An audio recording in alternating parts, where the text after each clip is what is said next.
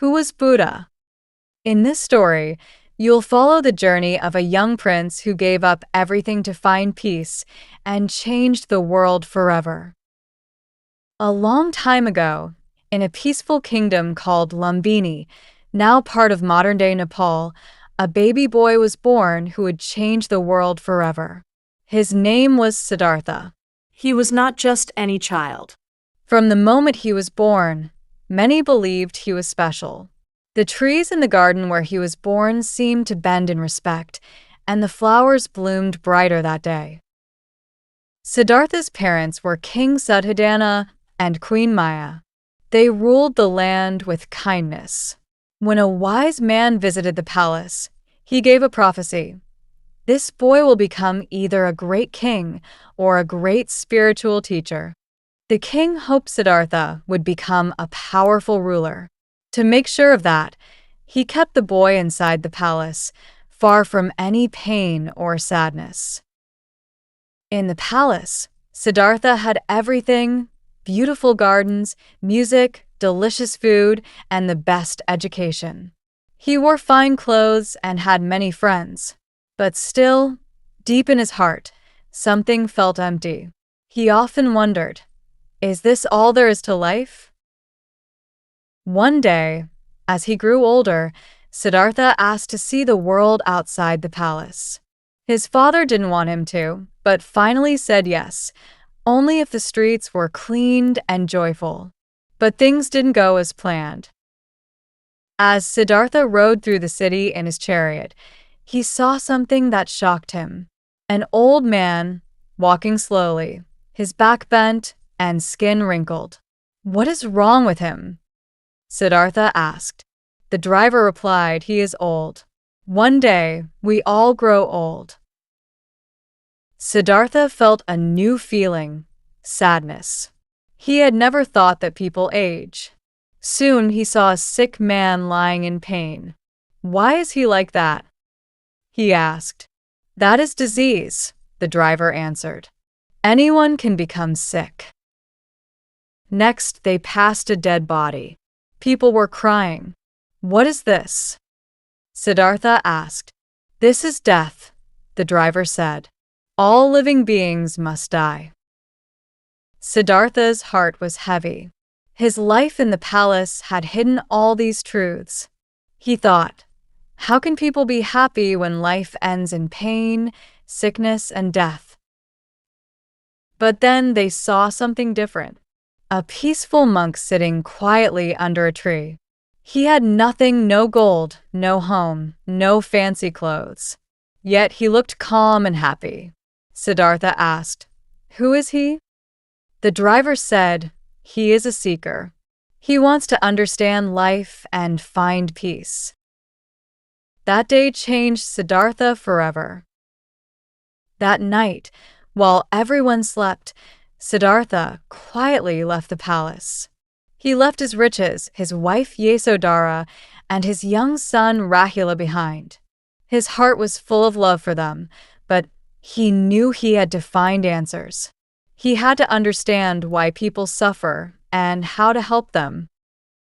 He walked for days and nights, living simply and meeting other seekers. Some believed that hurting the body, fasting, sitting in the cold, sleeping on the ground, could bring spiritual truth. Siddhartha tried these things. For years, he ate very little and sat in deep meditation. But he grew weak and sick. One day, he fainted from hunger near a river. A kind woman named Sujata saw him and gave him some warm milk rice. It gave him strength. In that moment, Siddhartha understood something important. Pain and luxury are both extremes. The answer was not in living too rich or too poor, but in balance. This idea became known as the middle path.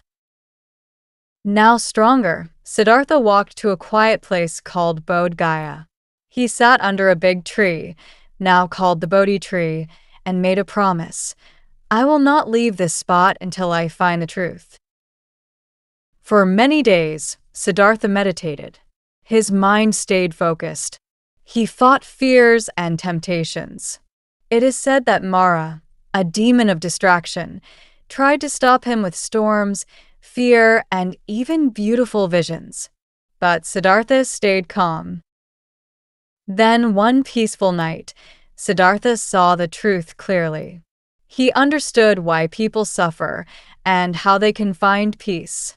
He had reached enlightenment. From that moment, he was known as Buddha, the awakened one. But Buddha did not keep the truth to himself. He traveled to a place called Sarnath, where he met 5 old friends, men who had also practiced strict self-denial. At first, they didn't believe he had found the truth. But when he spoke, they listened. He told them about the 4 noble truths. 1. Suffering exists. Life is pain, sadness, and loss. 2. Suffering has a cause.